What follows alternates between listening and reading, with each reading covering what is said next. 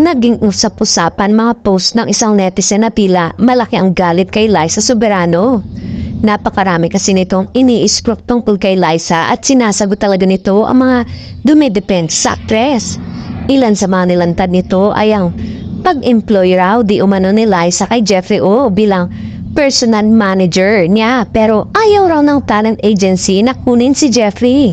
Napaisip ang mga netizen kung totoo raw ito, ay eto rin daw kaya ang dahilan kung bakit hirap makakuha ng role sa Hollywood si Liza dahil problemado sa awala ng trabaho ng di umanay karelasyon.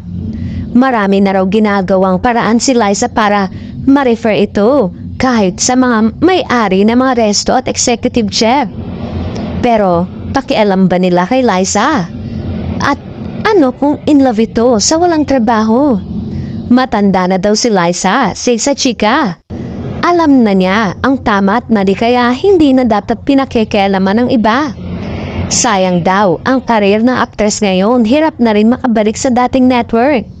Yung dating manager na si James Reid nakabalik sa ABS-CBN at ang ex na si Enrique Hick. Sadyang naiwan lang daw si Liza ngayon kung sana'y tahimik na lang nang umalis sa ABS-CBN at sa dating manager.